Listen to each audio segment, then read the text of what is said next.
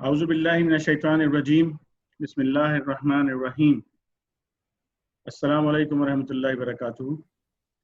آج کی نشست کا باقاعدہ آغاز کریں گے انشاءاللہ، اور اس نشست میں باذن اللہ تعالی ہم سورہ الانفطار کا مطالعہ کریں گے، اور امید یہ ہے کہ آج ہی کی ایک ہی نشست میں یہ مکمل سورہ جو ہے وہ انشاءاللہ ہم اس کا مطالعہ بھی کریں گے، اور اس پر جو ہے وہ اسٹڈی سرکل بھی انشاءاللہ ہوگا۔ یہ مکی سورہ ہے اور اس کا نمبر 82 ہے قرآن عظیم الشان میں۔ میں حسن قریشی بھائی سے درخواست کروں گا آپ تلاوت اور ترجمہ کیجیے۔ اعوذ باللہ من الشیطان الرجیم بسم اللہ الرحمن الرحیم السماء فطرت اذا الكواكب انتثرت اذا البحار فجرت واذا القبور بعثرت علمت نفس ما قدمت واخرت۔ حسن بھائی آپ کی آواز جو ہے نا وہ نہیں آ رہی ہے، اور بہت ہی ڈسٹارٹیڈ ہے، بہت معمولی سی آواز آ رہی ہے۔ کوئی سگنل کا پرابلم ہے یا مائک کا ہے؟ ذرا اس کو ذرا چیک کر کے اس کو دوبارہ سے شروع کیجیے گا تلاوت۔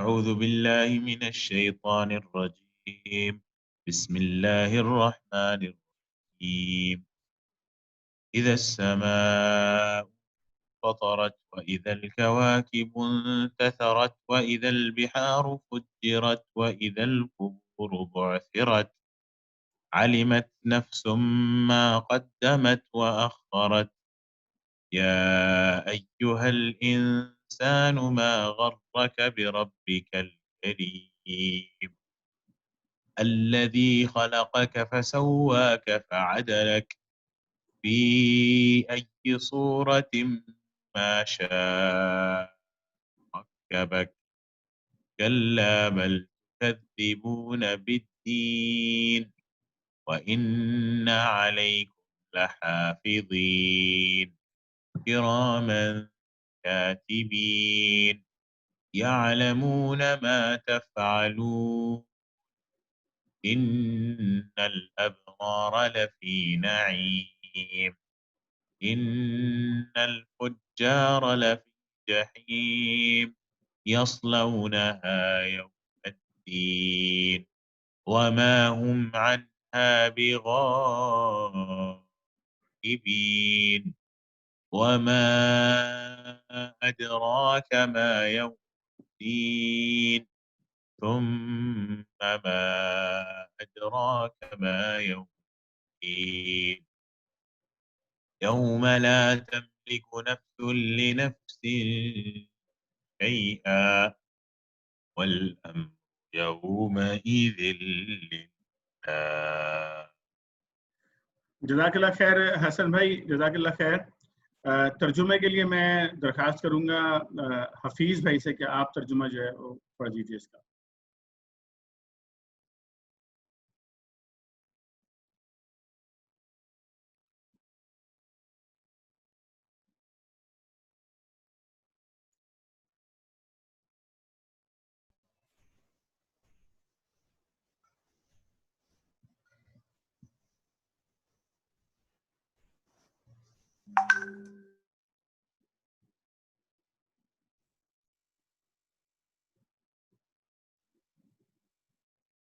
حفیظ بھائی آپ ہیں؟ حفیظ بھائی آپ کی آواز نہیں آ رہی۔ السلام علیکم، آواز آ رہی ہے میری؟ آپ آ رہی ہے جی۔ جی جی شروع کیجیے آپ۔ سورہ انفطار مکی سورہ ہے۔ اللہ کے نام سے جو بے انتہا مہربان فرمانے والا ہے۔ جب آسمان بکھر جائیں گے اور جب سمندر پھاڑ دیے جائیں گے اور جب قبریں کھول دی جائیں گی، اس وقت ہر شخص کو اس کا اگلا پچھلا سب کیا دھرا معلوم ہو جائے گا۔ اے انسان، کس چیز نے تجھے اپنے اس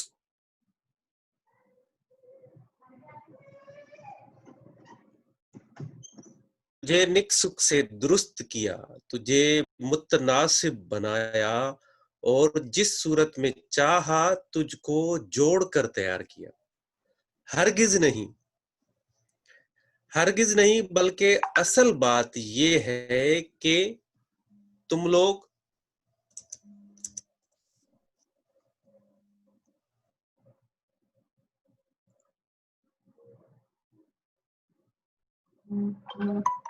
بلکہ اصل بات یہ ہے کہ تم لوگ جزا و سزا کو جھٹلاتے ہو، حالانکہ تم پر نگران مقرر ہیں، ایسے معزز کاتب جو تمہارے ہر فعل کو جانتے ہیں۔ یقیناً نیک لوگ مزے میں ہوں گے، اور بے شک بدکار لوگ جہنم میں جائیں گے۔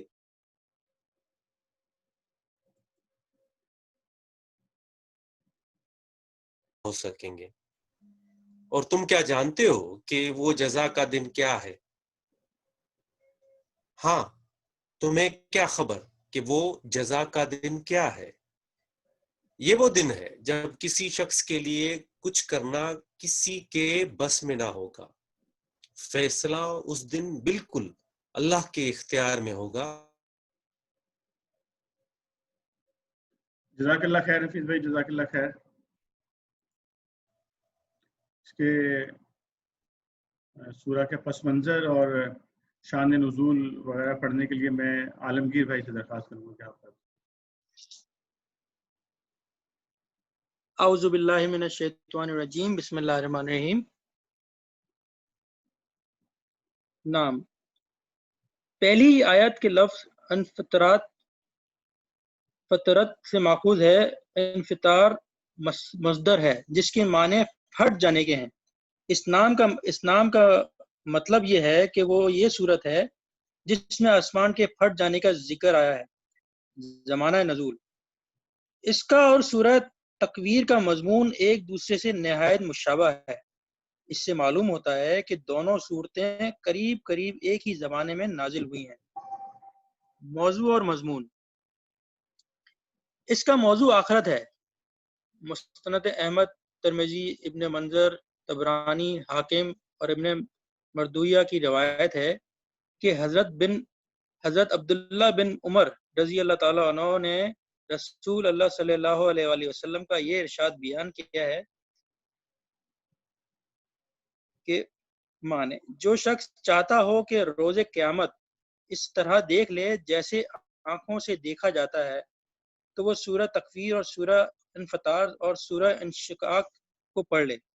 اس میں سب سے پہلے روز قیامت کا نقشہ کھینچا گیا ہے، اور یہ بتایا گیا ہے کہ جب وہ پیش آ جائے گا تو ہر شخص کے سامنے اس کا کیا دھرا سب آ جائے گا۔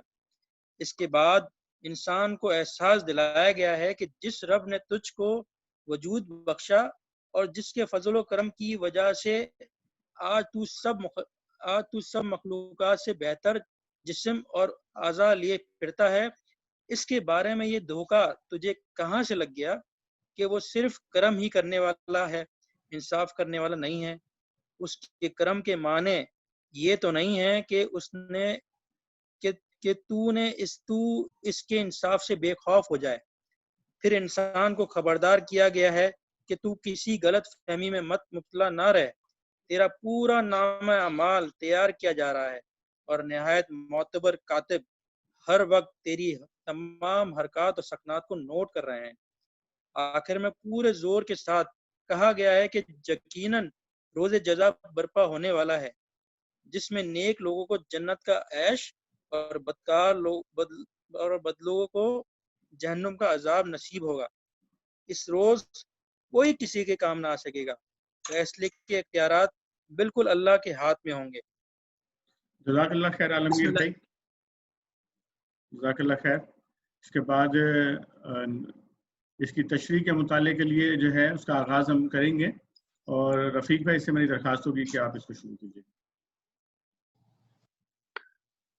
بسم اللہ الرحمن الرحیم۔ جب آسمان پھٹ جائے گا اور جب تارے بکھر جائیں گے اور جب سمندر پھاڑ دیے جائیں گے۔ حاشیہ نمبر 1۔ سورہ تکویر میں فرمایا گیا ہے کہ سمندروں میں آگ بھڑکا دی جائے گی، اور یہاں فرمایا گیا ہے کہ سمندروں کو پھاڑ دیا جائے گا۔ دونوں آیتوں کو ملا کر دیکھا جائے اور یہ بات بھی نگاہ میں رکھی جائے کہ قرآن کی روح سے قیامت کے روز ایک ایسا زبردست زلزلہ آئے گا جو کسی علاقے تک محدود نہ ہوگا بلکہ پوری زمین بیک وقت ہلا ماری جائے گی۔ تو سمندروں کے پھٹنے اور ان میں آگ بھڑک اٹھنے کی کیفیت ہماری سمجھ میں یہ آتی ہے کہ پہلے اس عظیم زلزلے کی وجہ سے سمندروں کی تہہ پھٹ جائے گی اور ان کا پانی زمین کے اس اندرونی حصے میں اترنے لگے گا جہاں ہر وقت ایک بے انتہا گرم لاوا کھولتا رہتا ہے۔ پھر اس لاوے تک پہنچ کر پانی اپنے ان دو ابتدائی اجزاء کی شکل میں تحلیل ہو جائے گا، جن میں سے ایک یعنی آکسیجن جو جلانے والی اور دوسری یعنی ہائیڈروجن بڑک اٹھنے والی، اور یوں تحلیل اور آتش افروزی کا ایک ایسا مسلسل رد عمل شروع ہو جائے گا جس سے دنیا کے تمام سمندروں میں آگ لگ جائے گی۔ یہ ہمارا قیاس ہے، باقی صحیح علم اللہ تعالیٰ کے سوا کسی کو نہیں ہے۔ اس وقت ہر شخص کو اس کا اگلا پچھلا سب کیا درا معلوم ہو جائے گا اس سے اور پہلے بھی یہ نمبر جب قبریں کھول دی جائیں گی پہلی 3 آیتوں میں قیامت کے پہلے مرحلے کا ذکر ہے اور اس آیت میں دوسرا مرحلہ بیان کیا گیا ہے۔ قبروں کو کھولے جانے سے مراد لوگوں کو از سر نو زندہ کر کے اٹھایا جانا ہے۔ اس وقت ہر شخص کو اس کا اگلا پچھلا سب کیا درا معلوم ہو جائے گا۔ اصل الفاظ میں مقدمات واخرات، ان الفاظ کو کئی مفہوم ہو سکتے ہیں اور وہ سب ہی یہاں مراد ہیں۔ نمبر 1، جو اچھا یا برا عمل آدمی نے کر کے آگے بھیج دیا ہے وہ مقدمات ہے، اور جس کو کرنے سے وہ باز رہا وہ مؤخرات ہے۔ اس لحاظ سے یہ الفاظ تقریباً انگریزی زبان کے الفاظ کمیشن اور omission کے ہم معنی ہیں۔ نمبر 2، جو کچھ پہلے کیا وہ مقدمات اور جو کچھ بعد میں کیا وہ مؤخرات، یعنی آدمی کا پورا نامہ اعمال ترتیب وار اور تاریخ وار اس کے سامنے آ جائے گا۔ نمبر 3، جو اچھے اور برے اعمال آدمی نے اپنی زندگی میں کیے ہیں وہ مقدمات ہیں، اور ان اعمال کے جو آثار و نتائج وہ انسانی معاشرے میں اپنے پیچھے چھوڑ گیا وہ مؤخرات۔ اے انسان، کس چیز نے تجھے اپنے اس رب کریم کی طرف سے دھوکے میں ڈال دیا جس نے تجھے پیدا کیا، تجھے نیک سکھ سے درست کیا اور تجھے متناسب بنایا اور جس صورت میں چاہا تجھ کو جوڑ کر تیار کیا؟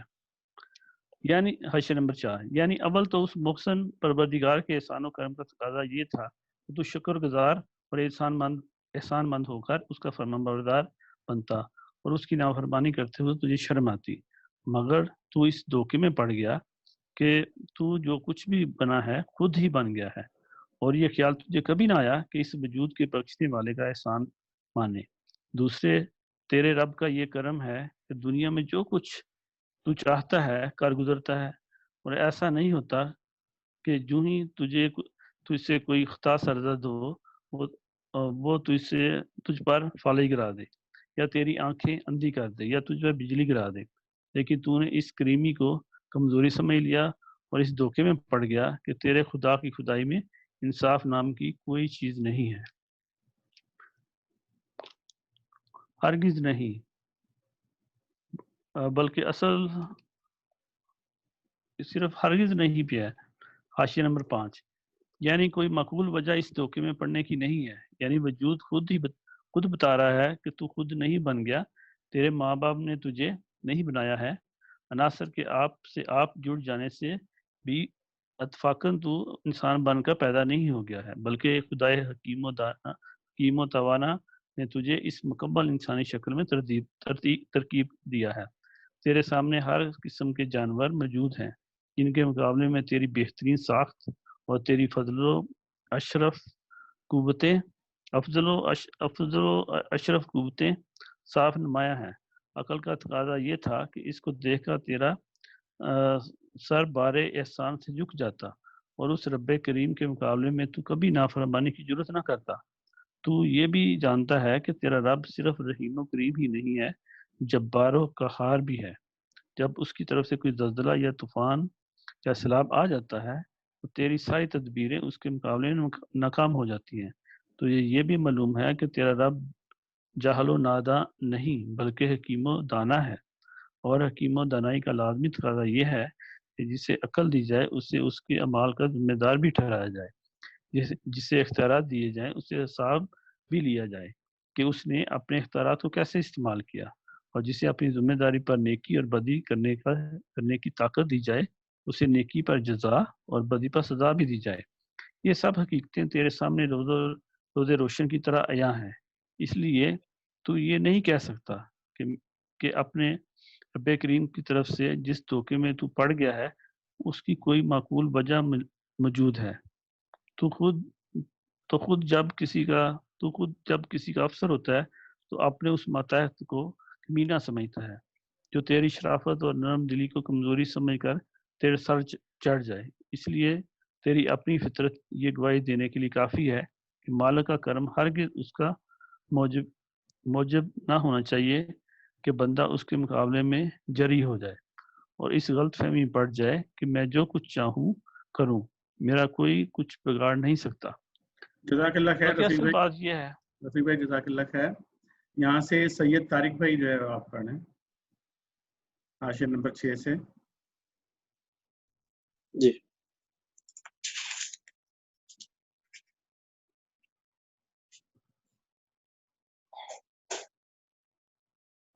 औज़ुबिल्लाहि मिनश्शैतानिर्रजीम बिस्मिल्लाहिर्रहमानिर्रहीम।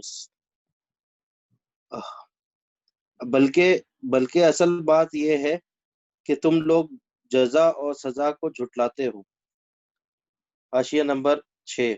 यानी दरअसल जिस चीज ने तुम लोगों को धोखे में डाला है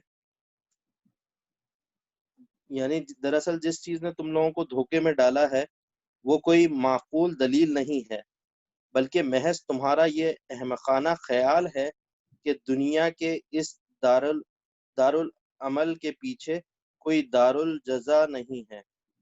इसी गलत और बेबुनियाद गुमान ने तुम्हें खुदा से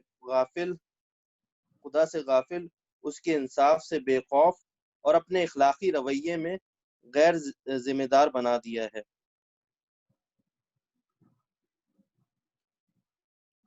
हालांकि तुम पर निगरां मुकर्रर हैं ऐसे मुअज़्ज़िज़ कातिब जो तुम्हारे हर फ़ाल को जानते हैं। हाशिया नंबर 7। यानी तुम लोग चाहे दारुल जज़ा का इनकार करो या उसको झुटलाओ या उसका मजाक उड़ाओ, इससे हकीकत नहीं बदलती। हकीकत ये है कि तुम्हारे रब ने तुम्हें दुनिया में शुत्र बेमहार बनाकर नहीं छोड़ दिया है, बल्कि इसने तुम में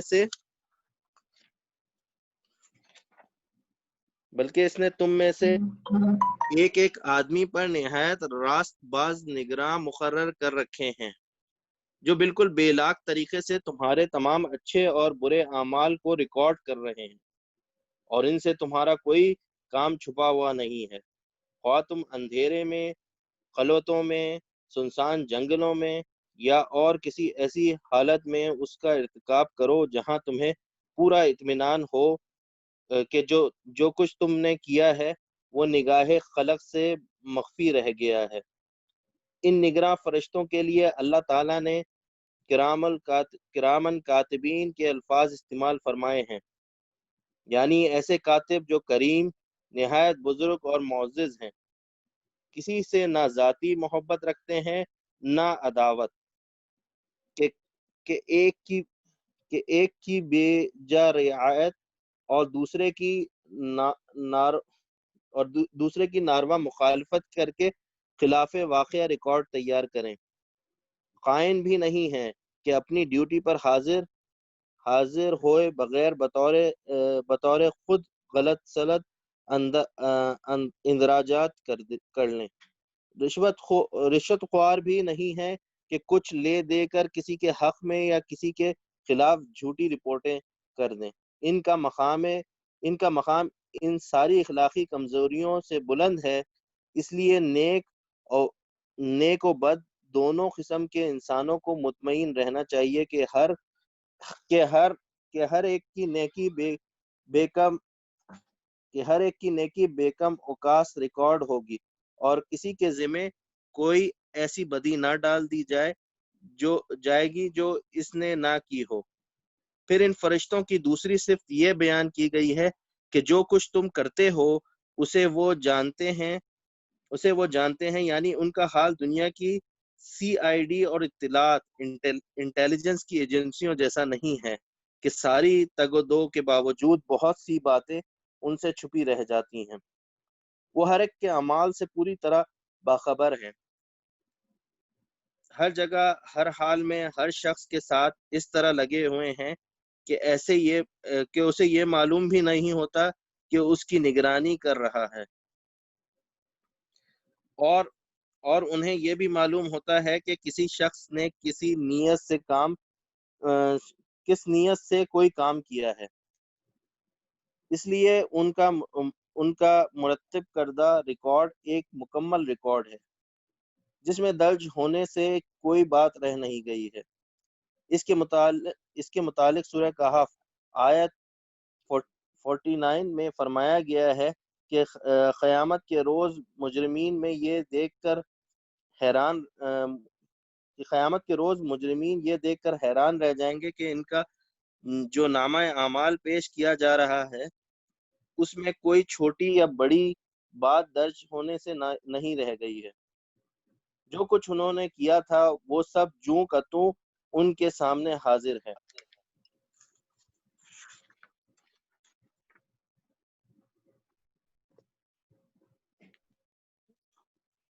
یقیناً نیک لوگ مزے میں ہوں گے اور بے شک بدکار لوگ جہنم میں جائیں گے۔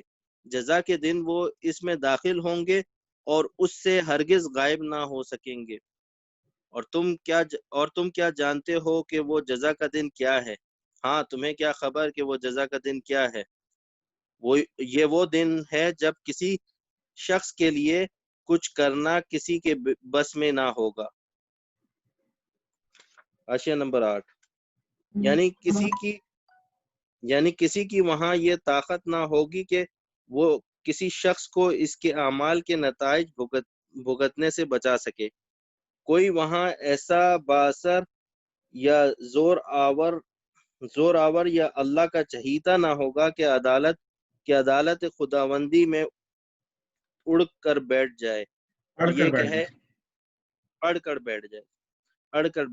اور یہ کہہ سکے کہ فلاں شخص میرا عزیز یا متوسل ہے، اسے تو بخشنا ہی ہوگا، خواہ یہ دنیا میں کیسے ہی برے افعال کر کے آیا ہو۔ جزاک اللہ خیر طارق بھائی۔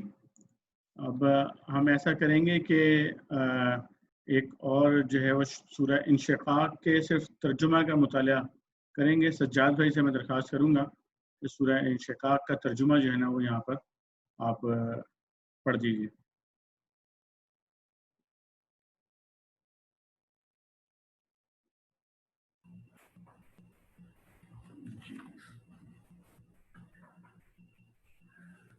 بسم اللہ الرحمن الرحیم۔ اللہ کے نام سے جو بے انتہا مہربان اور رحم فرمانے والا ہے۔ جب آسمان پھٹ جائے گا اور اپنے رب کے فرمان کی تعمیل کرے گا، اور اس کے لیے حق یہی ہے کہ اپنے رب کا حکم مانے، اور جب زمین پھیلا دی جائے گی اور جو کچھ اس کے اندر ہے اسے باہر نکال کر خالی ہو جائے گی، اور اپنے رب کے حکم کا نامہ اعمال اس کے سیدھے ہاتھ میں، اور اپنے رب کے حکم کی تعمیل کرے گی، اور اس کے لیے حق یہی ہے کہ اس کی تعمیل کرے۔ اے انسان، اپنے رب کی طرف چلا جا رہا ہے اور اس سے ملنے والا ہے، کہ جس کا نامہ اعمال اس کے سیدھے ہاتھ میں دیا گیا اس سے ہلکا حساب لیا جائے گا، ان کی طرف خوش خوش پلٹے گا۔ رہا وہ شخص جس کا نامہ اعمال اس کی پیٹھ کے پیچھے دیا جائے گا تو وہ موت کو پکارے گا اور بھڑکتی ہوئی آگ میں جا پڑے گا۔ وہ اپنے گھر والوں میں مگن تھا، اس نے سمجھا تھا کہ اسے کبھی پلٹنا نہیں ہے۔ پلٹنا کیسے نہ تھا؟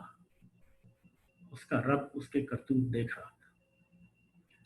بس نہیں، میں قسم کھاتا ہوں شفق کی اور رات کی اور جو کچھ وہ سمیٹ لیتی ہے، اور چاند کی جبکہ وہ ماہ کامل ہو جاتا ہے، تم کو ضرور درجہ بدرجہ ایک حالت سے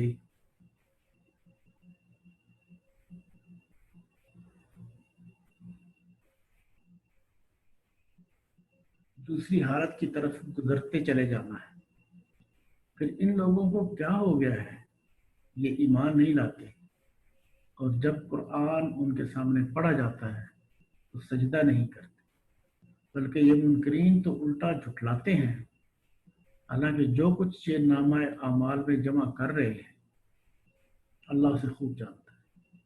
لہذا ان کو دردناک عذاب کی بشارت دے دو، البتہ جو لوگ ایمان لے آئے ہیں اور جنہوں نے نیک عمل کیے ہیں ان کے لیے کبھی ختم نہ ہونے والا اجر ہے۔ جزاک اللہ خیر سجاد بھائی۔ آج ہم نے جو ہے سورہ انفطار کا مطالعہ کیا ہے اور اس کی تلاوت اور ترجمہ پڑھا، اس کے ساتھ ہی سورہ انشقاق کا ترجمہ ہم نے پڑھا ہے، اور سورہ انفطار کی تشریح بھی ہم نے مطالعہ کی ہے۔ اس میں اگر دونوں صورتوں کے بارے میں جس طرح ہم نے پڑھا تھا دیباچے میں بھی، کہ اللہ تعالیٰ نے جو روز قیامت ہے اور روز حشر ہے اس کی کیفیت اللہ تعالیٰ نے یہاں پر جو ہے وہ بالکل کھول کر بیان کی ہے۔ اس حوالے سے ہم اب اپنے تبادلہ خیال کا آغاز کریں گے۔ میں فورم کو اوپن کرتا ہوں تمام بھائیوں کے لیے۔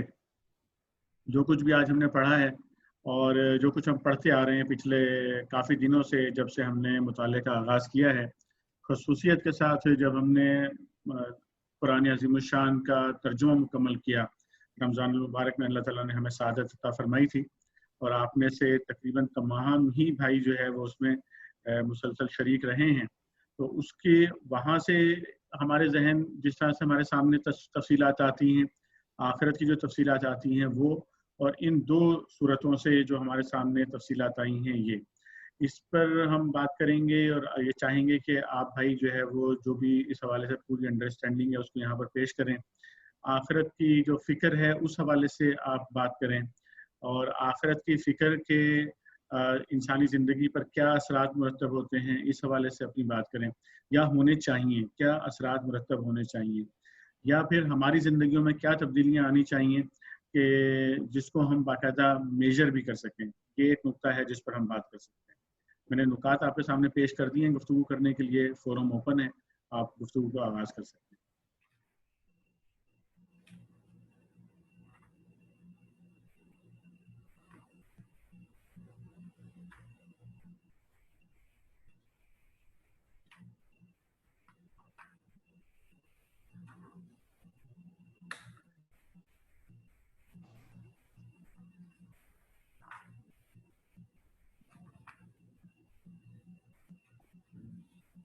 میں یہ جو شروع کی آیات ہیں سورہ انفطار کی، جی تو اس کے بارے میں میرے ذہن میں یہ آ رہا تھا، جیسے ہم نے تشریح میں پڑھا ہے کہ جو سمندر جو ہے نا اس میں پھٹ جائیں گے اور ان میں آگ بھڑک جائیں گے۔ جی میں یہ سوچ رہا تھا کہ اگر آج سے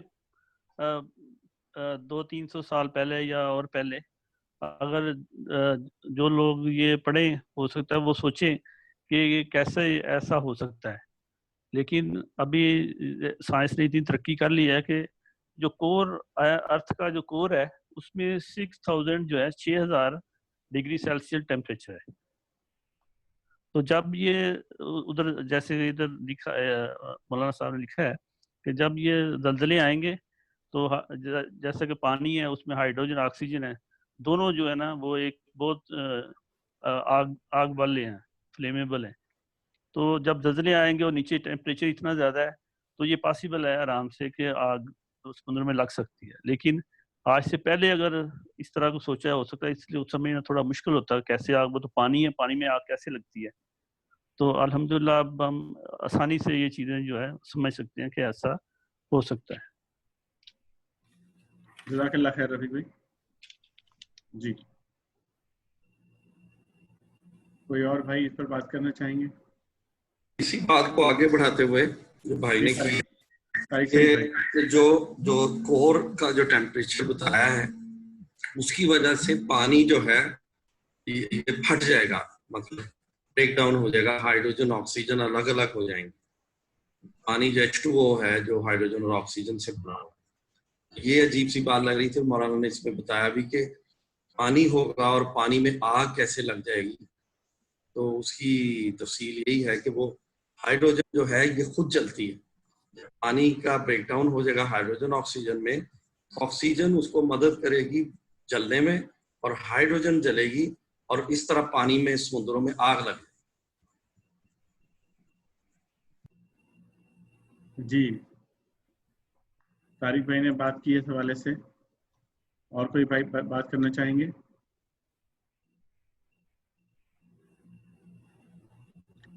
جی عامر بھائی آپ بات کیجیے. عامر بھائی پیج کو تھوڑا سا اوپر کر دیں پلیز. جی کلیئر ہے.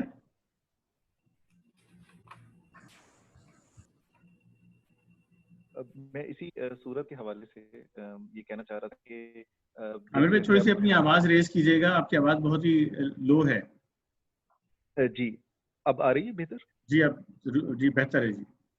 جی میں یہ کہنا چاہ رہا تھا کہ اس صورت کے حوالے سے اس زمانے کے لوگ اس کو جس طرح انٹرپریٹ کرتے ہیں اس کی وجہ یہ کہ اب بڑی حد تک ہمارے پاس علم الاسما ہے, علم نجوم ہے. ہمیں معلوم ہے کہ زمین ایک بہت معمولی سا سیارہ ہے اتنی بڑی کائنات میں, اور ہماری حیثیت بالکل ایک ذرے کے برابر ہے.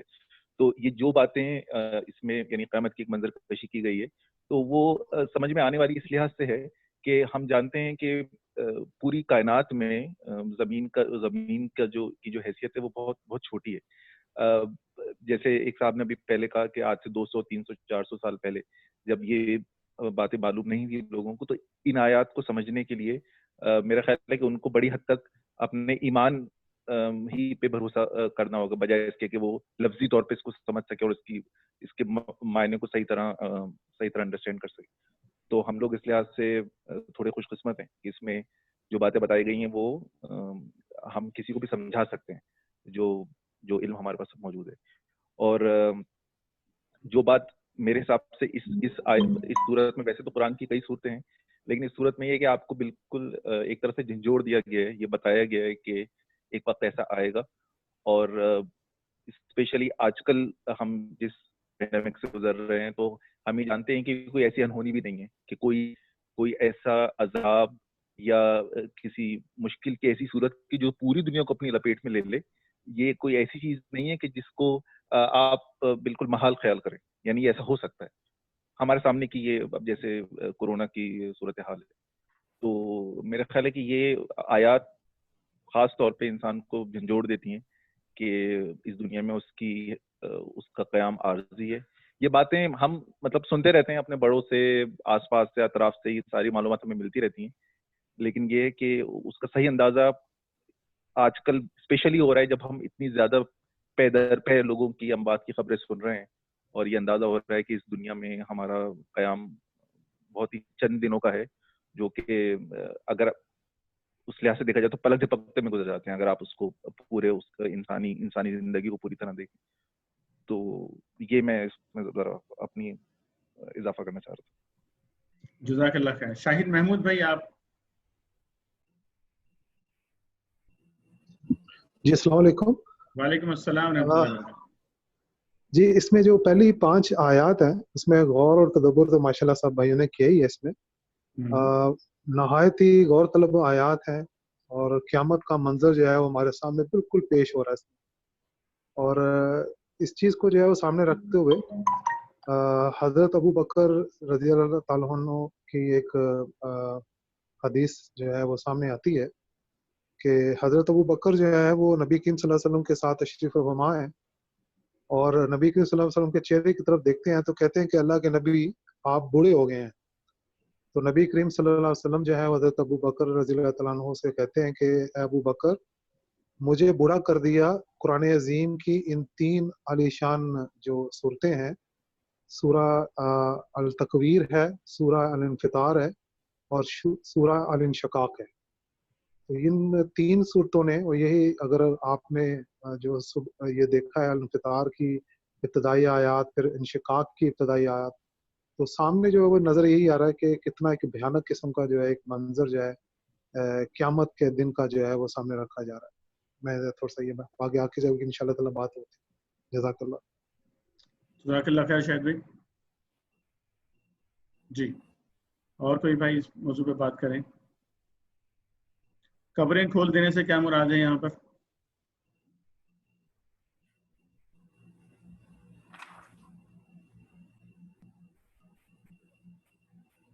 ایک تو آ رہا ہے نا کہ جو فزیکلی جو چینجز کا اللہ تعالیٰ جو ہے یہاں پر بیان فرما رہے ہیں کہ آسمان پھٹے گا، تارے بکھر جائیں گے، سمندر پھاڑ دیے جائیں گے. اس کی سائنسی توجیحات بھی ہم نے یہاں پر جو ہے وہ پیش کی ہیں، اور جس طرح سے بھائیوں نے بات کی ہے کہ اس کو آج کی دنیا میں سمجھنا آسان ہے، لیکن ابھی جو قبریں کھول دینے کا تذکرہ ہے یہ کیا چیز ہے؟ سید طارق بھائی کچھ کہہ رہے ہیں. جی جب اللہ تعالیٰ مطلب انسانوں کو دوبارہ زندہ کرے گا تو مطلب ان کے حساب کتاب کے لیے تو قیامت میں مطلب لوگوں کو دوبارہ زندہ کیا جائے گا، جو کہ اللہ تعالیٰ قرآن میں ہر جگہ فرما رہا ہے کہ مطلب اللہ کے نزدیک یہ کوئی بہت بڑی چیز نہیں ہے کہ انسان کو، کیونکہ اس نے پہلے بھی پیدا کیا ہے اور پھر وہ دوبارہ بھی پیدا کر سکتا ہے. جس پہ مشرکین نے اور ایون ہم نے دیکھا بہت سارے جو انبیاء کرام آئے، انہوں نے یہ پوچھا بھی اپنے مطلب نبیوں سے کہ نا کہ کیسے زندہ ہو جائیں. تو جو ہستی پہلی مرتبہ زندہ کر سکتی ہے وہ دوبارہ بھی مار کے بھی دوبارہ زندہ کر سکتی ہے. تو اس میں یہاں پہ یہ ذکر کیا گیا کہ جب قیامت برپا ہوگی تو انسانوں کو قبروں میں سے اٹھایا جائے گا اور پھر ان کا حساب کتاب کے لیے.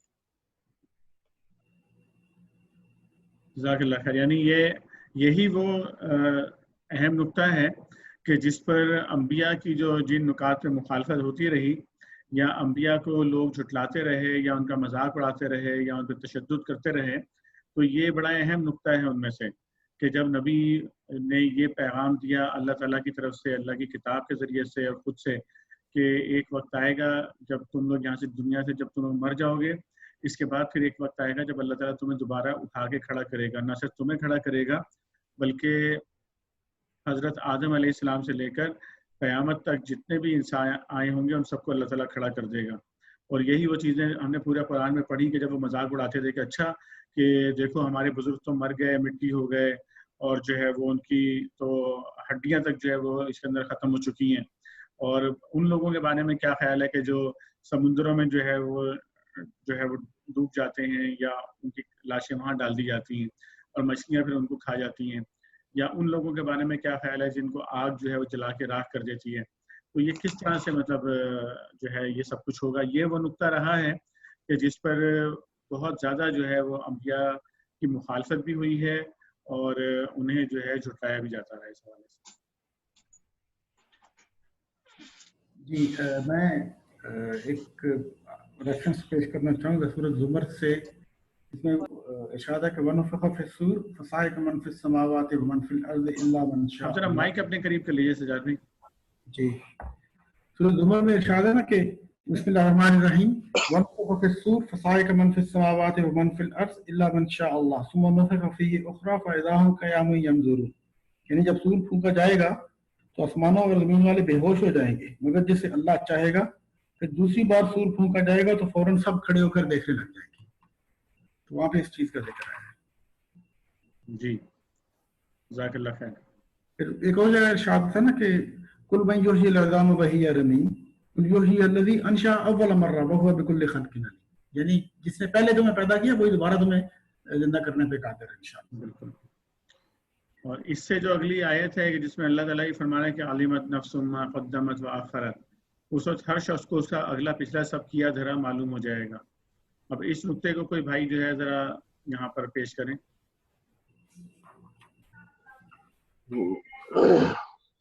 السلام علیکم. وعلیکم السلام ورحمۃ اللہ اظہار بھائی. ہاں، اس میں یہی ہے کہ انسان کے جو بھی انسان اپنے اعمال کر رہا ہے اچھے یا برے، وہ سارے اعمال جو اللہ تعالیٰ کی ہر ایک انسان کے ساتھ کرامن کاتبین ہے، وہ ان کو رجسٹر کر رہے ہیں. اور وہ موت کے بعد جب انسان یوم الحساب جب اللہ تعالیٰ کے حضور داخل کھڑا ہوگا تو اس کو وہ نام عمل کو دکھائی دیے جائیں گے. تو اس چیز کے بارے میں ایک خام خیالی ہے کہ انسان یہ سمجھتا ہے کہ ہم امت محمدیہ میں سے، اور کیونکہ حضور صلی اللہ علیہ وسلم اللہ تعالیٰ کے بڑے محبوب ہیں، تو ان کی اس میں جو ہے اللہ تعالیٰ کا جو ہے ہمیں بخش دے گا. تو یہ خام خیالی ہے. اصل میں انسان جو ہے بے شک شفاعت کے قابل اللہ تعالیٰ ہمیں اس قابل بنائے، لیکن جو ہے اصل اس کا جو وہ ہوگا حساب کتاب اس کے نام اعمال پہ ہی ہوگا. اور یہی اللہ تعالیٰ نے اس میں بیان کیا ہے کہ جن کے اعمال اچھے ہوں گے ان کو داہنے ہاتھ میں جن کو نام اعمال دیا جائے گا وہ کامیاب لوگ ہوں گے، اور جن کو جو ہے پیٹ پیچھے سے دیا جائے گا وہ ناکام لوگ ہوں گے. جزاک اللہ خیر اظہار بھائی. یہ آپ اسی میں تھوڑا سا اضافہ کرتے ہوئے بھائی نے جو بات کی کہ نامہ اعمال کے علاوہ اس کے جسم کے اعضاء جو ہیں وہ بھی گواہی دیں گے اس دن، اور وہ بھی اس کے نامہ اعمال میں اس کو عمل ہو جائے گا کاتبین کے ساتھ جو اعمال نامہ ہے. اس کے علاوہ اس کے ہاتھ پاؤں اس کے اعضاء جو ہیں جسم کے وہ بھی گواہی دیں گے کہ یہ کام اس نے کیے تھے، اور وہ نامہ اعمال کا حصہ بن جائیں گے.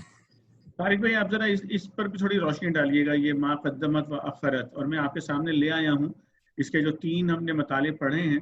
اگر آپ ان تینوں کو یہ دیکھ لیجئے یہاں سے نکات کو، اور ان 3 نکات کو اگر آپ جو ہے تھوڑا سا ڈسکرائب کریں یہاں پر.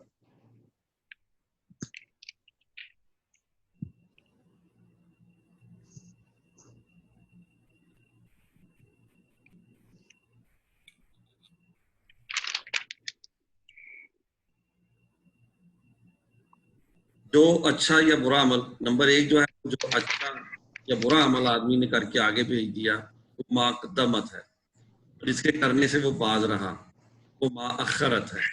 اس لحاظ سے یہ الفاظ تقریباً انگریزی زبان کے لفظ کمیشن اور میشن کے معنی. نمبر 2 جو ہے جو کچھ پہلے کیا وہ ما قدمت ہے، اور جو بعد کیا وہ ما اخرت، یعنی پورے کا پورا نامہ اعمال ترتیب وار جو ہے وہ اس کے سامنے پیش کر دیا جائے گا. جو اس نے پہلے کیا ہے میری سمجھ میں نہیں آ رہا احمد اپنے بھائی کہ بعد میں مطلب پہلی زندگی ہے اس کی یا زندگی کا آخری حصہ ہے، اس سے یہ مراد ہے یا کوئی اور مراد ہے؟ لیکن یہ ہے کہ زندگی کے حصے یعنی کہ جیسے جوانی میں تھے، پھر آپ ادھیڑ عمر میں آئے، پھر بڑھاپے کی طرف چلے. تو مطلب یہ ہے کہ پورے کا پورا نامہ اعمال جو ہے وہاں پہ پیش کر دیا جائے گا، زندگی کے سارے حصوں کا نامہ اعمال وہاں پہ پیش کر دیا جائے گا. جی. اور تیسرا نقطہ اس کا دیکھ لیں.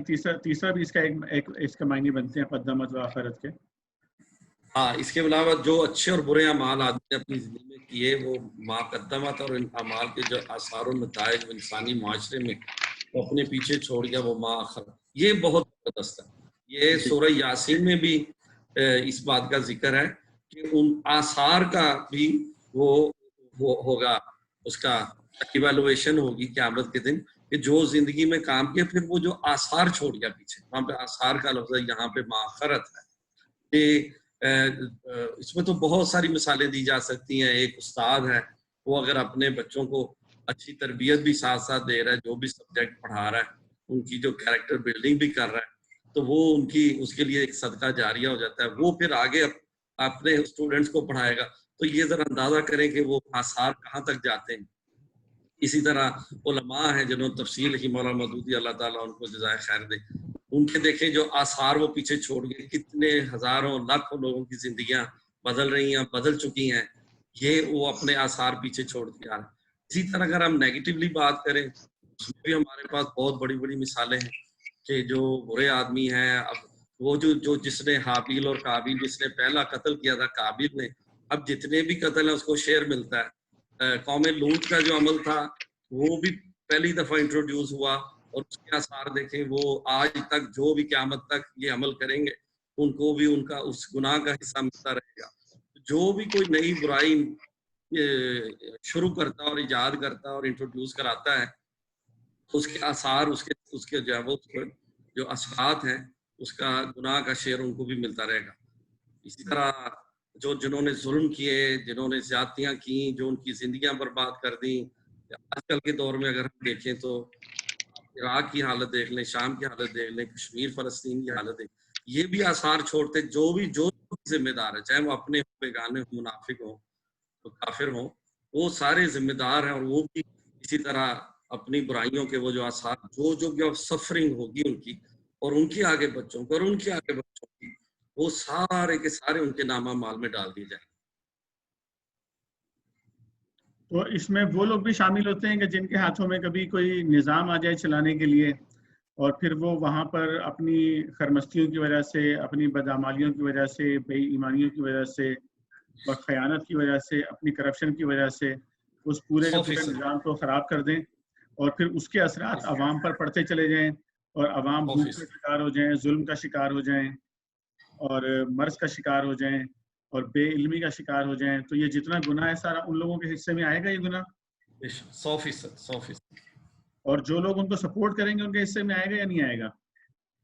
ان کے حصے میں بھی آئے گا. اور جب تک یہ برائی ہوتی رہے گی ان دونوں کے حصے میں آئے گا, یعنی جن لوگوں نے لیڈ کیا ان کے حصے میں بھی آئے گا اور جن لوگوں نے ان کو سپورٹ کیا ان کے حصے میں بھی آئے گا یہ سب. اس کے بعد ہم اگلے نقطے پر چلتے ہیں اور رب کریم نے دیکھی یہاں پر انسان کا تذکرہ کیا ہے اور کتنا خوبصورت تذکرہ ہے انسان کا. اس نقطے پر کوئی بھائی بات کرنا چاہیں گے انسان کے حوالے سے؟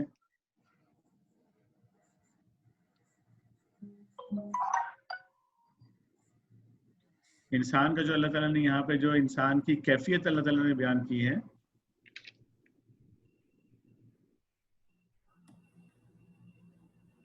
جی اس میں اگر ہم انسان کی تخلیق پہ غور کریں تو کیسے ایک نطفے سے یہ اس کی ابتدا ہوتی ہے اور پھر اس میں اللہ سبحانہ تعالیٰ نے کیا پروگرامنگ کی ہوئی ہے کہ پورے کا پورا انسان ایک متناسب شکل میں سامنے آتا ہے. یعنی آپ یوں دیکھیں کہ جیسے جس نسبت سے بازو کی ہڈی بڑھتی ہے دانت نہیں بڑھتے, اگر دانت اسی نسبت سے بڑھنے شروع ہو جائے تو بندے کی کیا شکل نکل آئے. تو یہی کیفیت ہے پورے کے پورے جسم کی کہ اللہ تعالیٰ نے اتنا خوبصورت بنایا ہے. اور اگر اس کی تخلیق کے مرحلے میں ایک مائکرون کے برابر بھی فرق آ جائے تو ناخن اگر آنکھوں پہ لگ جائے تو بندے کا کیا حال. اللہ سبحانہ تعالیٰ صرف آنکھ کی پتلی کے اندر جو لیکوڈ ہے اس کو خشک کر دے تو انسان پاگل ہو جائے, اس کی آنکھیں چپک جائیں اور اس کا برا حال ہو جائے. اور یہ اس کا آٹو شٹر سسٹم اگر آنکھ کا بند ہو جائے تو پھر اس پہ کیا بیتے. تو یہ اور ٹوٹل نظام آٹومیٹک چل رہا ہے, انسان کا اس میں کوئی اختیار ہی نہیں ہے. کبھی کوئی بولا کہ میرا دل دھڑکنا بند کر دے. اگر صرف یہی کیفیت ہوتی, نیند میں آدھے آواز انسان کو سو چکے ہوتے. تو یہ جو متناسب بنانا ہے نا اللہ سبحانہ تعالیٰ کا کہ سارے کے سارے آرگن اس قدر پروپورشنلی بنے ہیں کہ کون سی ہڈی کتنی بڑھنی ہے, کون سے بال کتنے بڑھنے ہیں, کہاں پتلی ہیں ان کو آپ کو کاٹنے کی ضرورت ہی نہیں ہوتی. اب یہ جو اس قسم کی پروپورشن پوری کی پوری تخلیق کے اندر انسان کی آئی ہوئی ہے, یہ اس کو اس قدر خوبصورت اور متناسب بنا رہی ہے کہ ہمیں اگر خدا نہ خواستہ کوئی ذرا سا بھی بندہ ان ایون, اللہ معاف کرے, کوئی ایسا نظر آتا ہے تو طبیعت پہ کتنا بوجھ آتا ہے.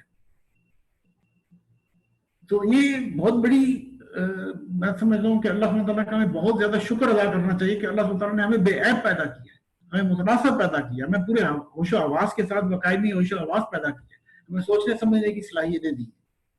الحمدللہ. جزاک اللہ خیر. تو یہ جو اس کے بعد کہا گیا کہ تم روزے جزا کو جھٹلاتے ہو, اس کا کیا مطلب ہے پھر؟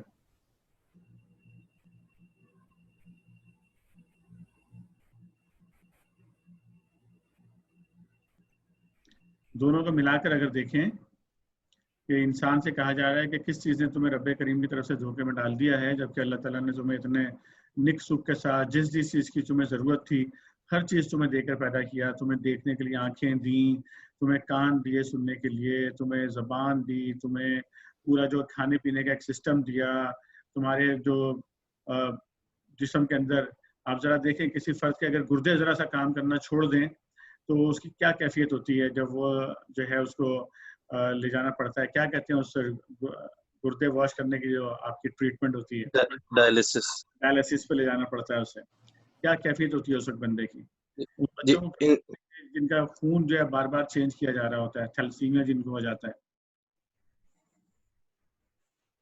जी कहें कोई भाई आप कुछ जी इसमें इंसान की एक जो एटीट्यूड है वो ये है कि ना इंसान हर चीज को ग्रांटेड लेता है, यानी कि वो गौर ही नहीं करता कि कितनी नेमतें उसको मिली हुई हैं।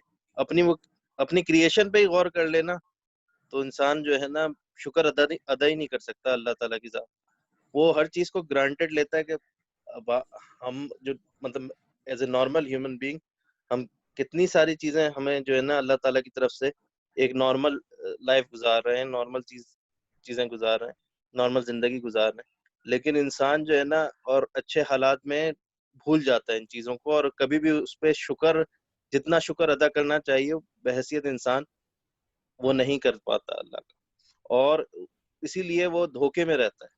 इंसान बेसिकली धोखे में रहता है कि ना कि जो है मतलब जो आखिरी दिन मतलब जब जिस जगह हम जा रहे हैं यानी कि वो दुनिया के चक्कर में पड़ जाता है और वो जजा के दिन पे ईमान नहीं रख पाता या उसकी फिक्र करना छोड़ देता है।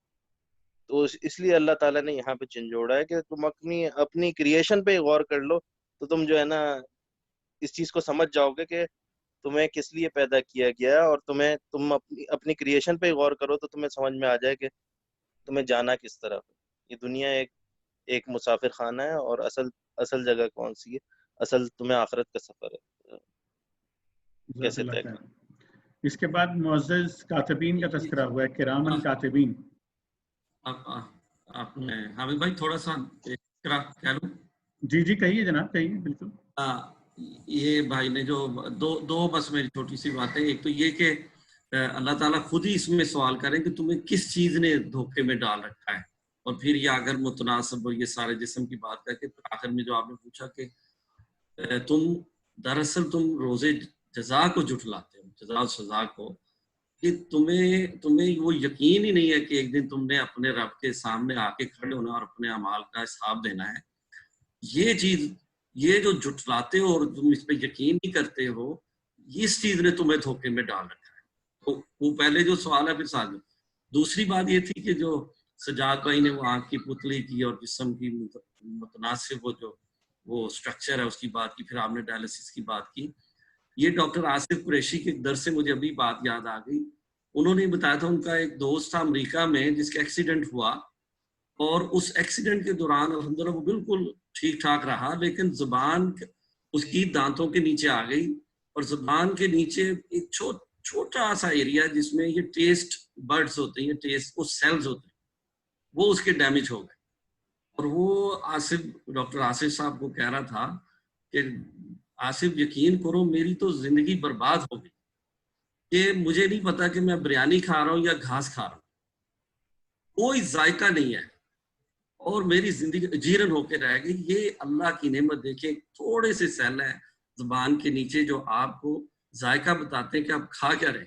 ये है अल्लाह की नेमतें, और ये है वो मुतनासिब जो हमें जिस्म अल्लाह पाक ने किया। जज़ाकल्लाह खैर। जी इसके बाद किरामन कातिबीन का तज़किरा आया है, इस पर कोई भाई बात करेंगे?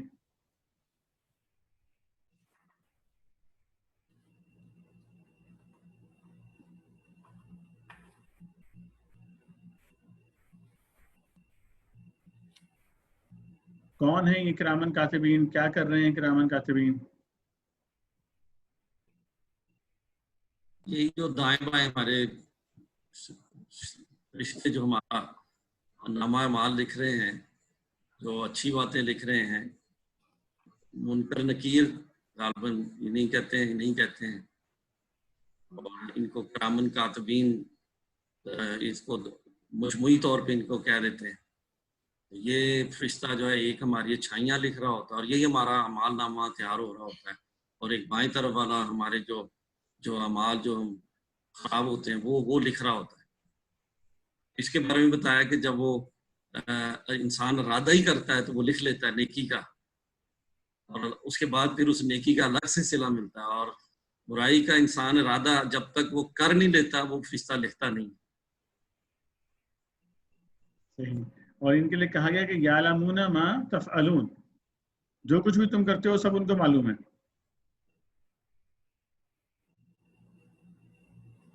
और इसके बाद जो तस्करा आया ये वाला कि ये वो दिन है जब किसी शख्स के लिए कुछ करना किसी के बस में ना होगा।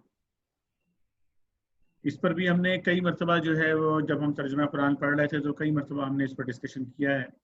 तो कोई भाई, क्योंकि ये एक बहुत बड़ी गलत फहमी जो है वो हमारे यहाँ जो ख़ास तौर पे ये फैलाई जाती है कि बस जी आप ने कलमा पढ़ लिया है, अब आप जो मर्जी करें तो ये होगा कि आप बख्शे जाएंगे और सिफारिश हो जाएगी आपकी और शफात हो जाएगी आपकी, और या तो फलां साहब करवा देंगे या फलां बुजुर्ग करवा देंगे या नबी करीम सल्लल्लाहु अलैहि वसल्लम जो है वो हमारी शिफात कर देंगे। इस तरह की चीज़ें हमारे यहाँ जो है वो राइज की गई हैं। तो ये जो आयत आपके सामने आ रही है इससे क्या बात समझ में आ रही है? मैं मौलाना की इस लफ्ज पे बड़ा महसूस हुआ जब उन्होंने नीचे लिखा कि कोई साहब अड़ के बैठ जाए जी, अड़ के बैठ जाए कि बस ये को बख्शवा के ही छोड़ेंगे चाहे उनकी दुनिया में जैसे भी अमाल रहे हैं। मौलाना ने ये जो लफ्ज अड़ के बैठ जाएंगे बहुत जबरदस्त इस्तेमाल किया,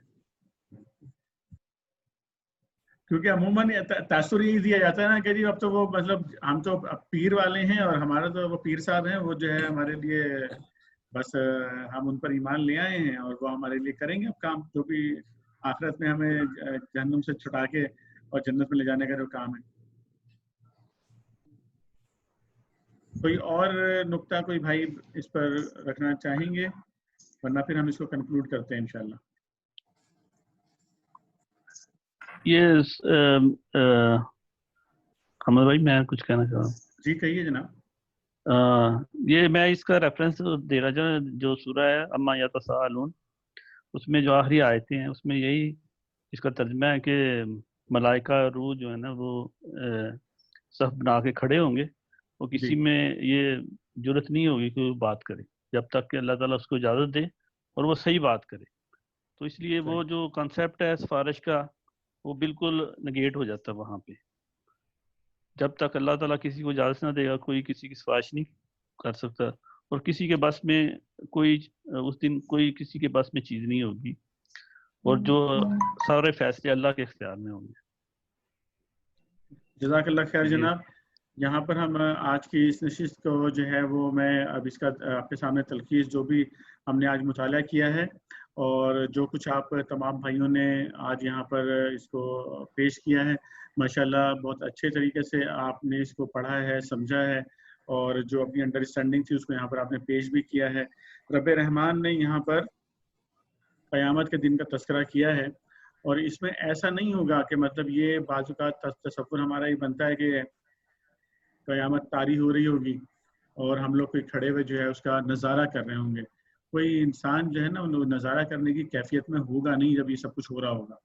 लेकिन अल्लाह रब करीम ने बताया, जिस तरह अल्लाह ताला ने कुरान में हमें ये बताया है कि ये सब कुछ अल्लाह ताला ने जो है वो तख्लीक किया है। अल्लाह रब करीम ने खूबसूरत पूरी एक कायनात बनाई है, इसमें सितारे बनाए हैं, इसमें पूरा निज़ाम शमसी बनाया है, ज़मीन बनाई। और जब हम ज़मीन के बारे में पढ़ रहे थे तो अल्लाह ताला ने हमें ये भी बताया कि हमने क़यामत तक के लिए जितने भी इंसान आएंगे उनकी जो भी ज़रूरियात होंगी वो सब हमने एक अंदाजे के साथ मुकम्मल कि कितनी ज़रूरत पड़ेगी पानी की, कितनी ज़रूरत पड़ेगी खाने की, और किस किस चीज़ की कितनी ज़रूरत पड़ेगी वो सब हमने ज़मीन के अंदर ऑलरेडी पैदा कर दिया है। इसी तरह अल्लाह ताला ने समंदर तख्लीक किए हैं, आसमान को तख्लीक किया है, चांद तारे तख्लीक किए हैं, पहाड़ तख्लीक किए हैं, और ये सब बैलेंसिंग की है सारी की सारी। और जब क़यामत का दिन आएगा तो दरअसल ये सारे बैलेंस जो है वो ख़त्म कर दिए जाएंगे, और जो ये पूरा सिस्टम है इस पूरे के पूरे सिस्टम को जो है वो लपेट दिया जाएगा।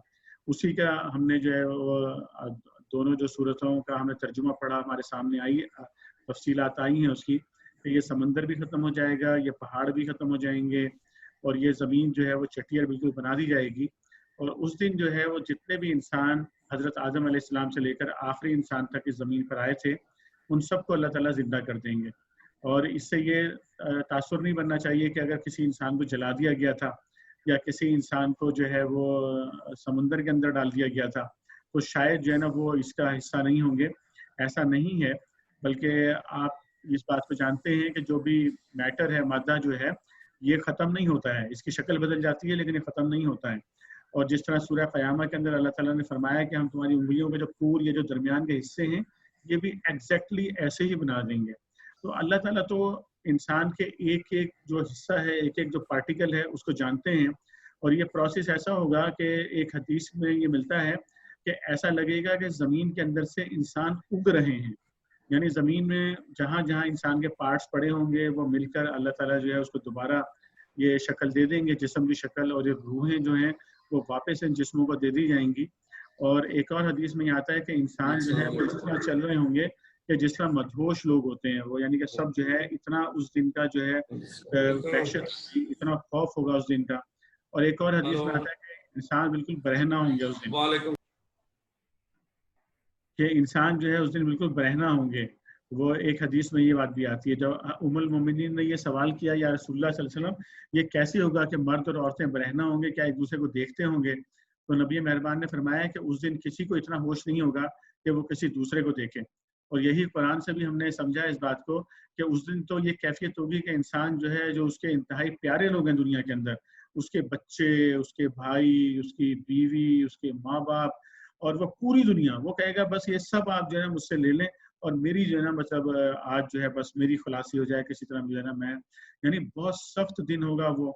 और उस दिन के बारे में एक और बात ये जहन में ले आनी चाहिए हमें कि भाग कोई नहीं सकेगा उस दिन से। उस दिन जो है ना हर शख्स जो है वो सामने ले आया जाएगा, और उस दिन के बाद जो है फिर मौत भी नहीं आएगी किसी को। एक और हदीस में आता है, नबी करीम सल्लल्लाहु अलैहि वसल्लम ने फरमाया कि उस दिन मौत को मुजस्सम सूरत में लाया जाएगा। मुजस्सम यानी एक जानवर की सूरत में या मेंढे की सूरत में मौत लाई जाएगी और उसको ज़िबा कर दिया जाएगा कि अब किसी को मौत नहीं आएगी। तो जो जन्नत में जाएगा वो हमेशा के लिए जन्नत में जाएगा, और जो जहन्नुम में जाएगा वो हमेशा के लिए जहन्नुम में जाएगा, इल्ला ये कि अल्लाह ताला उसके लिए कोई और फैसला कर दे। और फिर ये वो दिन होगा कि जिसके बारे में हमने कुरान में पहले भी पढ़ा इसको, कि उस दिन हर शख्स का कोई एक, यानी जो अल्लाह ताला फरमाते हैं ना कि फमन यअमल मिस्काल ज़र्रतिन खैरन यरा, कि जिस दिन जिस बंदे ने जर्रा बराबर भी नेकी के काम किया होगा, यानी एक सेकंड में एक नेकी जो आपने की होगी वो इंसान के रिकॉर्ड में मौजूद होगी और उसको दिखाई जाएगी और उसको अजर मिलेगा।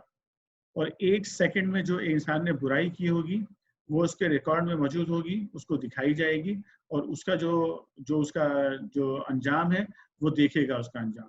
तो इसलिए ये बात भी समझ लेनी चाहिए कि दुनिया के अंदर अल्लाह ताला ने इंसान को अमल करने के लिए भेजा है। दुनिया जो है वो दारुल इम्तिहान और दारुल अमल है, और आखिरत का फैसला जो है ना महज ईमान की बुनियाद पर नहीं होगा, महज खुश गुमानियों की बुनियाद के ऊपर नहीं होगा, अमल की बुनियाद पर होगा। ये हम बार बार पढ़ते आए हैं कुरान के अंदर कि आखिरत का फैसला अमल की बुनियाद पे होगा। इसलिए कोशिश ये होनी चाहिए कि एक सेकंड में इंसान जो अमल करता है ना वो चेंज होना चाहिए उसका, यानी अपने एक एक लम्हे का इंसान को हिसाब करना चाहिए कि मेरे किसी एक लम्हे में भी मुझसे कोई ऐसा अमल जो है वो सरजद ना हो कि मेरे जो किरामन कातिबीन है और उसमें से जो बुरे अमाल रिकॉर्ड करने वाला है उसके रिकॉर्ड में वो चीज़ चली जाए और फिर मुझे अल्लाह ताला के सामने जो है वो उसका हिसाब देना पड़े जब मैं अल्लाह ताला के सामने जाऊंगा। फिर अल्लाह रब्बे करीम ने इंसान को ये बता दिया है कि अल्लाह ताला ने तुम्हें इतना खूबसूरत तरीके से तख्लीक किया है जबकि तुम कुछ भी नहीं थे। ये चीज़ तो इंसान अपनी खुद देखता है ना, खुद ऑब्जर्व करता है। जब अपने बच्चे पैदा होते हैं तो खुद ऑब्जर्व करता है उसको कि भाई ये कुछ भी नहीं था बच्चा, ये कुछ भी नहीं से जो है ये आया माँ के पेट में, और फिर उसके बाद जो है ये पैदा हुआ, फिर ये किस तरह बढ़ना शुरू हुआ, फिर किस तरह बड़ा हुआ, फिर किस तरह इसने कुव्वत और ताकत पकड़ी, और फिर हम देखते हैं किस तरह जो है ना वो ज़ईफ़ होता है और किस तरह बुढ़ापे की तरफ जाता है और फिर आखिर मर जाता है वो, और कुछ लोग तो जवानी में ही जो है वो दुनिया से चले जाते हैं। तो ये इंसान अपने आप को देखता है कि जब ये अल्लाह ताला जो है ये सब कुछ बना रहा है اور سب کچھ جو ہے تخلیق کر رہا ہے اللہ تعالیٰ، تو ایسا کیسے ہو سکتا ہے؟ یعنی دنیا دیکھیں نا کہ ایسا نہیں ہے کہ صرف پرانے زمانے میں لوگ جو ہے نا اللہ تعالیٰ کے بارے میں شرک کرتے تھے یا اللہ کا انکار کرتے تھے یا اللہ کے بارے میں عجیب عجیب باتیں کرتے تھے. یہ تو آج کی دنیا کے اندر جو لوگ اپنے آپ کو بہت بڑا دانشور کہتے ہیں، جو لوگ اپنے آپ کو بڑی بڑی کتابوں کے مصنفین کہتے ہیں، جو لوگ آج کل دنیا کے اپنے آپ کو لیڈر کہتے ہیں یا لیڈنگ اقوام کہتے ہیں اپنے آپ کو، انہوں نے کیا کچھ نہیں اعلانات کر دیے تھے دنیا کے اندر. آپ ذرا اعلانات تو سنیں. یعنی پوری قومیں اس کے اوپر متفق ہو گئی تھیں کہ جی کوئی خدا نہیں ہے. یعنی پورا جو کمیونزم کا جو فلسفہ تھا، جو جن لوگوں نے اختیار کیا اس پورے الحاد کو، یا جو ہے یورپ کے اندر اگر وہ فلسفہ کو لوگوں نے اختیار کیا ہوا ہے، تو پوری قومیں انکاری ہیں کہ بھئی اللہ مطلب کوئی خدا ہے ہی نہیں، یہ سب کچھ خود ہی بن گیا.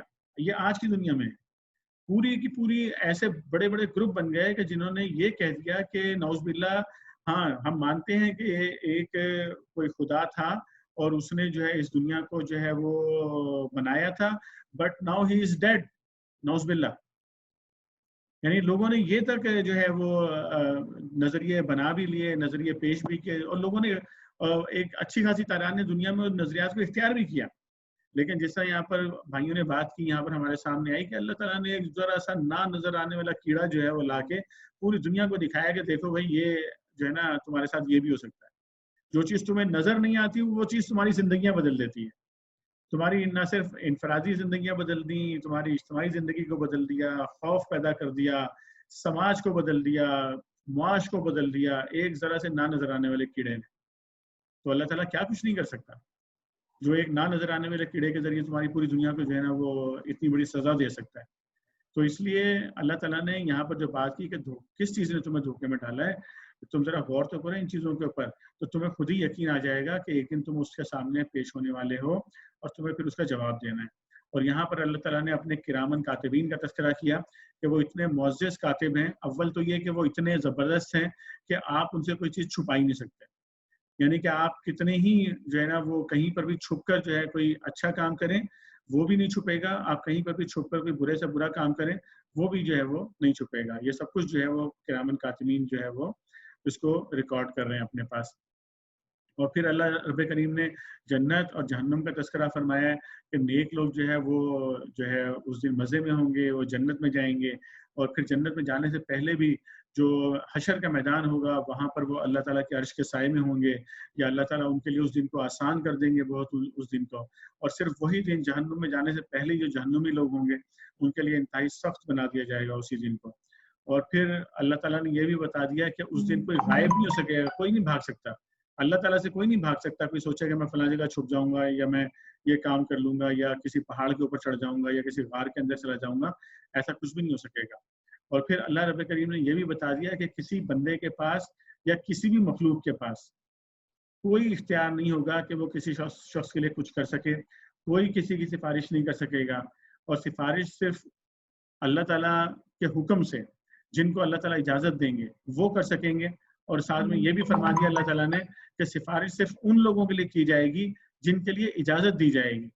یعنی کہ جو لوگ جن کو سفارش کا اختیار دیا جائے گا نبی کریم صلی اللہ علیہ وسلم کو، تو ان کو بھی جو ہے وہ اسپیسیفک لوگوں کے بارے میں ہوگا کہ یہ اس کے لیے آپ سفارش کر سکتے ہیں، اس کے لیے آپ سفارش نہیں کر سکتے. اس لیے میں اس کو بار بار دہراتا ہوں اور میں یہ درخواست کرتا ہوں کہ یہ بات خدا را لوگوں کو سمجھائیے، اپنے گھروں میں بھی، بچوں کو بھی، اپنی جو ہے اپنے آپس میں میاں بیوی ایک دوسرے کو جو ہے یہ باتیں سمجھائیں، اپنے ماں باپ کو یہ بات سمجھائیں، اپنے بہن بھائیوں کو یہ بات سمجھائیں، اپنے عزیزوں کو، رشتہ داروں کو یہ بات سمجھائیں کہ جو آخرت کا فیصلہ ہونا ہے وہ عمل کی بنیاد کے اوپر ہونا ہے. اس لیے ہمیں اپنے اعمال تبدیل کرنے، نیتیں بھی بدلنی ہیں، اعمال بھی بدلنے، دونوں چیزیں، کیونکہ انما الاعمال بالنیات، عمل کا دار و مدار نیتوں پر ہے. اگر ہم بہت اچھے کام کر رہے ہوں اور نیت ہماری بہت اچھی نہ ہو، یعنی کہ آپ دیکھ رہے ہیں کہ بھئی نبی کریم صلی اللہ علیہ وسلم کی جو حدیث مبارکہ ہمیں ملتی ہے جس میں آپ نے فرمایا کہ قیامت کے دن ایک بندہ آئے گا جس نے دنیا میں بہت انفاق کیا ہوگا، بہت مال و دولت خرچ کیا ہوگا. تو اللہ تعالیٰ اس سے پوچھیں گے میں نے تمہیں مال دیا تھا تم نے کیا کیا؟ تو وہ کہے گا کہ اللہ میں نے تو آپ کی راہ کے اندر بہت مال خرچ کیا. تو حکم ہوگا کہ تم نے تو اس لیے مال خرچ کیا کہ لوگ تمہیں سخی بولیں دنیا کے اندر کہ بڑا سخی آدمی ہے، تمہاری تعریف ہو. تو تم نے تو تعریف کے لیے کام کیا تھا. اور فرشتوں کو حکم دیا جائے گا کہ اس کو پیشانی کے بالوں سے پکڑو اور گھسیٹ کے جہنم میں ڈال دو اس کو. اسی طرح ایک اور آدمی آئے گا جو عالم تھا دنیا کے اندر, اس سے سوال ہوگا کہ تمہیں علم دیا گیا تو تم نے کیا کیا؟ تو وہ بتائے گا کہ اللہ میں نے تو بڑا علم بانٹا, میں نے تو لوگوں کو بہت قرآن اور حدیث اور دیگر علوم میں نے لوگوں کو سکھائے, اور میں لوگوں کو جو ہے نا وہ دین کی طرف, دین کی دعوت دیتا رہا لوگوں کو. تو پھر حکم ہوگا کہ تمہاری تو انٹینشن, تمہاری نیت یہ تھی کہ لوگ تمہاری تعریف کریں, واہ واہ صاحب کیا زبردست عالم ہے, کتنا علم ہے, کتنی زبردست جو ہے نا یہ بات کرتے ہیں. تو یہ تم تو اپنی تعریف کروانا چاہتے تھے دنیا کے اندر.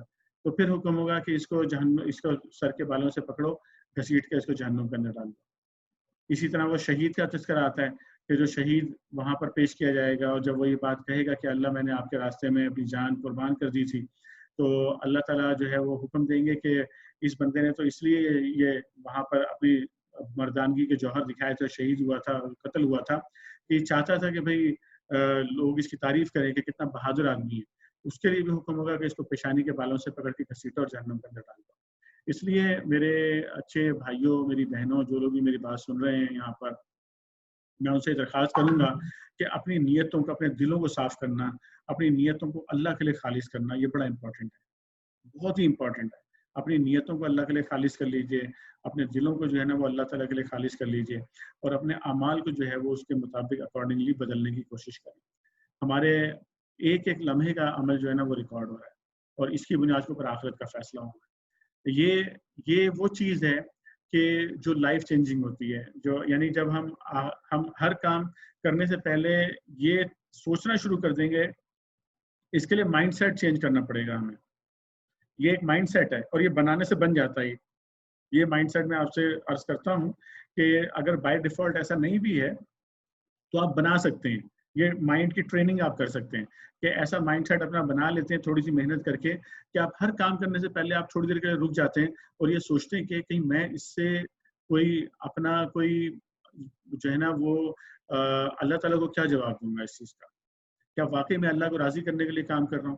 کیا واقعی میرا یہ کام کرنے سے میرا اللہ مجھ سے راضی ہو جائے گا, یا میرا اللہ مجھ سے ناراض ہو جائے گا, یا کہیں میں جو ہے نا یہ کسی دنیاوی دکھاوے کے لیے, ریاکاری کے لیے تو یہ کام نہیں کر رہا ہوں کہیں میں.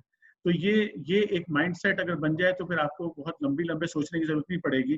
خود بخود ہر ایک قدم کے اوپر جو ہے نا آپ رک جایا کریں گے. آپ کے اندر کی ایک چیز آپ کو روکے گی غلط کام کرنے سے, اور اچھا کام غلط انٹینشن کے ساتھ کرنے سے. میں دہراؤں اس بات کو, ایک تو وہ چیز آپ کو روکے گی غلط کام کرنے سے, اور دوسرے آپ کو روکے گی اچھا کام غلط انٹینشن کے ساتھ کرنے سے. یعنی کہ ریاکاری کی نظر, اس سے تعریف کروانے کے لیے, یا کسی اور ذاتی مقاصد کو, دنیا کے مقاصد, دین کے ذریعے دنیا کے مقاصد حاصل کرنے کی نیت, یعنی خراب نیت اگر وہ. میں اللہ تعالیٰ سے دعا کرتا ہوں کہ جو کچھ ہم نے آج یہاں پر پڑھا ہے اور جو کچھ سیکھا ہے, سمجھا ہے, اگر ہم سے کوئی غلطی کوتاہی ہو گئی ہے تو اللہ تعالیٰ ہمیں معاف فرما دے, اور جو کچھ درست بات ہم نے سمجھی ہے اللہ تعالیٰ ہمیں اس پر عمل کرنے کی توفیق عطا فرما دے, قرآن عظیم الشان کی سچی محبت ہمیں عطا فرما دے. آج ہم نے سورہ انفطار کا مطالعہ مکمل کیا ہے, اور سورہ انشقاق کا ترجمہ, چونکہ اس میں آیا تھا کہ انشقاق کا ترجمہ اگر ساتھ ہم پڑھ لیں تو ہمارے لیے انڈرسٹینڈنگ جو ہے وہ اور زیادہ جو ہے آسان ہو جائے گی. الحمدللہ وہ ہم نے پڑھا ہے, اور کل انشاءاللہ ہم کوشش کریں گے کہ سورہ آل عمران کا اسٹڈی سرکل جو ہے نا اس کو ہم شروع کریں, اور پھر اس کو جتنے بھی دن اس میں ہمیں لگیں گے انشاءاللہ تو ہم آل عمران میں اس میں کافی سارے اسباق جو ہے وہ انشاءاللہ ہمارے سامنے آئیں گے. سوشل چینجز کے لیے بھی آئیں گے, مسلمانوں کے اجتماعی معاملات کے حوالے سے بھی آئیں گے, احکامات بھی آئیں گے, ہدایات بھی آئیں گی, انفرادی حوالوں سے بھی بہت ساری باتیں آئیں گی انشاءاللہ جب ہم سورہ آل عمران پڑھیں گے. تو کل انشاءاللہ ہم اس کا مطالعہ شروع کریں گے. آج کی اس نشست کا اختتام ہم جو ہے وہ دعا کے ساتھ کریں گے, اور میں شاہد محمود بھائی سے آج درخواست کروں گا کہ آج آپ دعا کروائیے.